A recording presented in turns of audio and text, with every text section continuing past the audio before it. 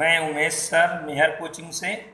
देखो बच्चों, कल हमने पढ़ा था कि प्रजनन की विशेषताएं पढ़ी थीं और आज हम पढ़ने जा रहे हैं कि प्रजनन की विधियां कितनी होती हैं।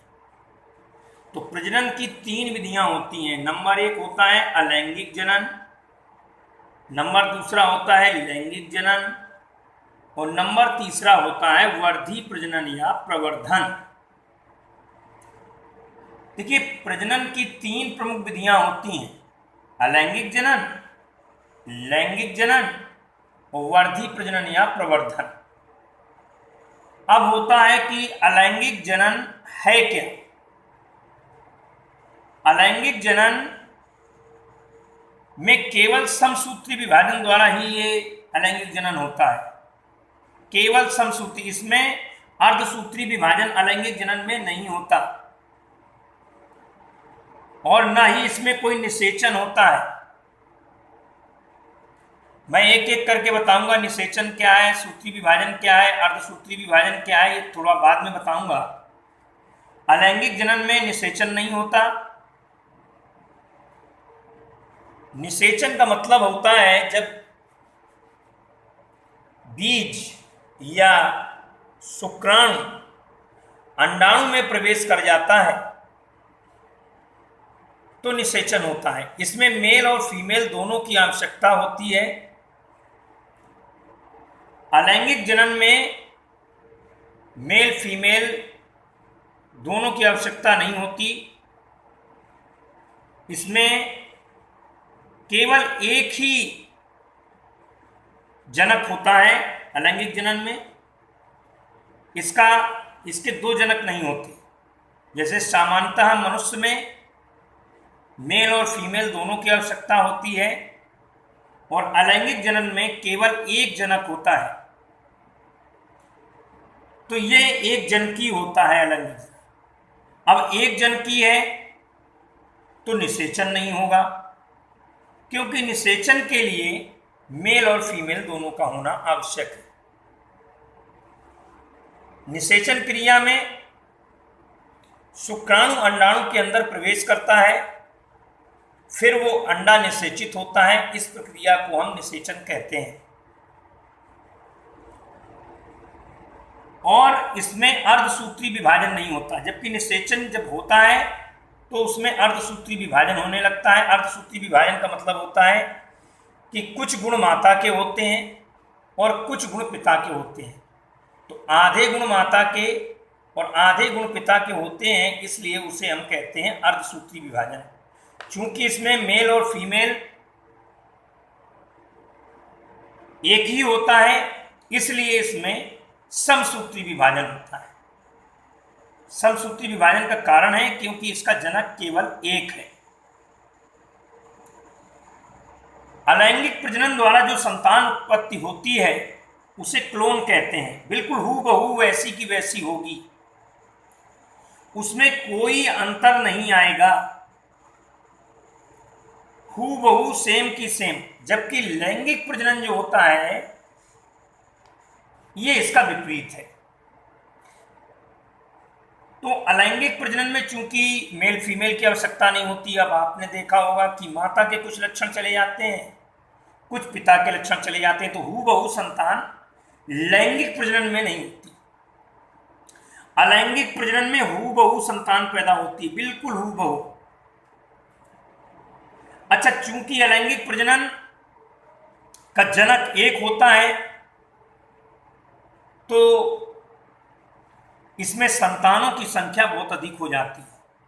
चाहे जब इसमें प्रजनन हो सकता है, क्योंकि स्वयं ही प्रजनन होना है तो इनमें संतानें अधिक होती हैं पैदा अलैंगिक प्रजनन में।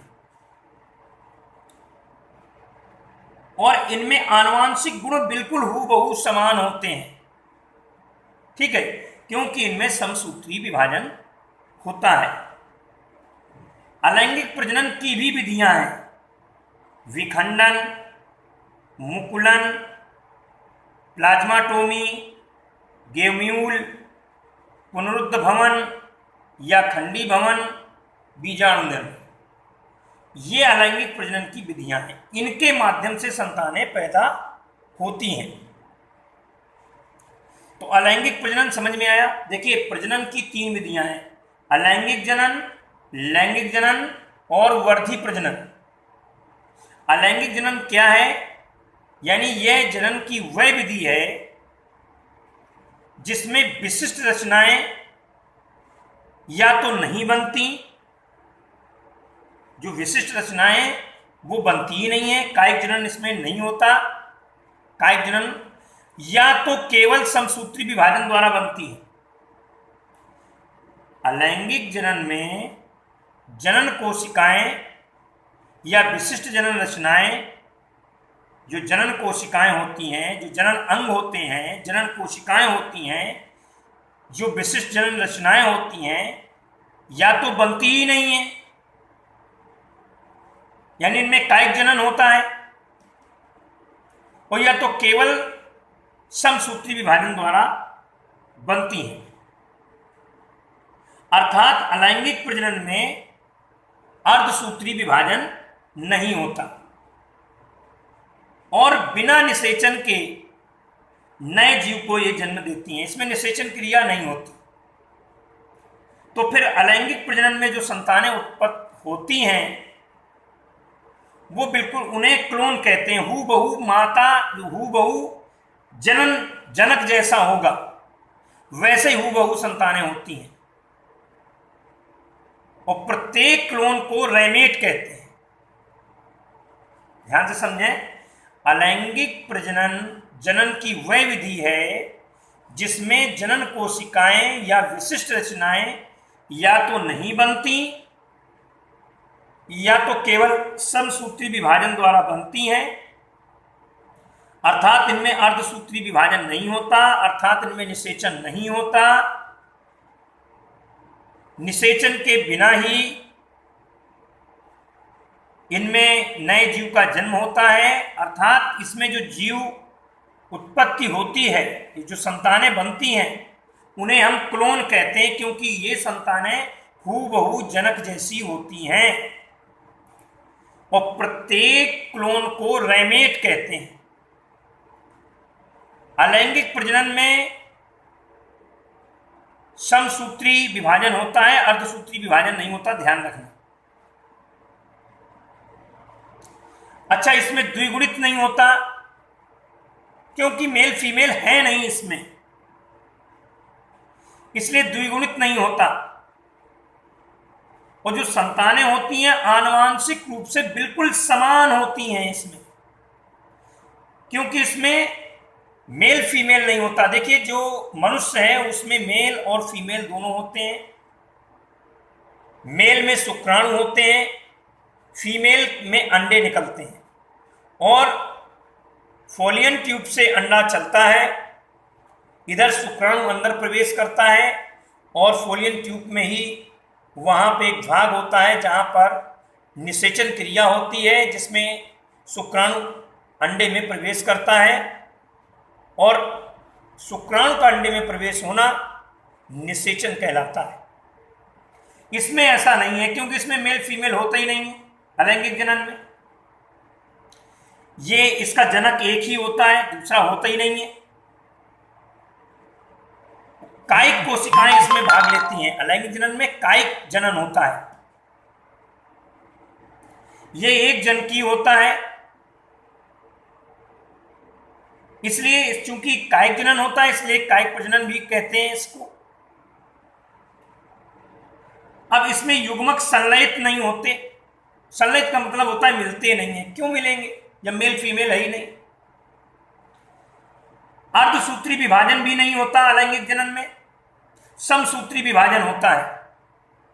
समसूत्री विभाजन का मतलब एक जैसा।